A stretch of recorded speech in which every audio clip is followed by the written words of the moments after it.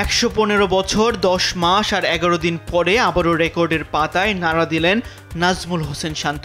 ফিরিয়ে আনলেন 1919 সালের অজি ওপেনার ওয়ারেস বার্সলিকে আর ছাড়িয়ে গেলেন নিজেকে আরও একবার। বাংলাদেশের প্রথম অধিনায়ক হিসেবে টেস্টের 2 ইনিংসে সেঞ্চুরি করা এবং প্রথম বাংলাদেশি হিসেবে 2বার একই টেস্টের 2 ইনিংসে সেঞ্চুরির কীর্তি গড়ার হাতছানি ছিল শান্তর সামনে গল টেস্টের 5ম দিন, আর সেটাই দ্বিতীয় সেশনের করে দেখিয়েছেন নাজমুল হোসেন শান্ত।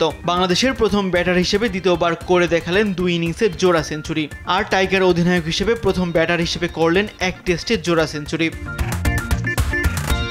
বাংলাদেশের ব্যাটসম্যানদের মধ্যে শান্ত ছাড়াও জোড়া সেঞ্চুরি আছে শুধু মমিনুল হকের। 2018 সালে চট্টগ্রামে শ্রীলঙ্কার বিপক্ষে বাংলাদেশের প্রথম ব্যাটসম্যান হিসেবে জোড়া সেঞ্চুরি করেছিলেন মমিনুল হক। আজ বাংলাদেশ অধিনায়ক নাজমুল হোসেন শান্ত টেস্ট ক্রিকেটের ইতিহাসে 78তম ব্যাটার হিসেবে 96তম জোড়া সেঞ্চুরি উপহার দিয়ে সমৃদ্ধ করেছেন রেকর্ডের পাতাকে। টেস্ট ইতিহাসে মাত্র 15তম ব্যাটার হিসেবে 2বার টেস্টের 2 ইনিংসে সেঞ্চুরি দেখা পেয়েছেন শান্ত। তবে এই 15 জনের মধ্যে 3 batter Sunil Gavaskar, Ricky Ponting আর ডেভিড ওয়ার্নারের জোড়া সেঞ্চুরি করার কীর্তি আছে 3টি করে।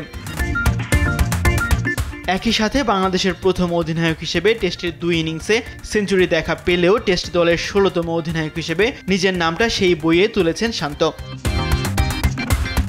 শান্তর কীর্তি হয়েছে আরও একটি, বাংলাদেশের টেস্ট ইতিহাসে টেস্ট অধিনায়ক হিসেবে দ্বিতীয় সর্বোচ্চ সেঞ্চুরি তার।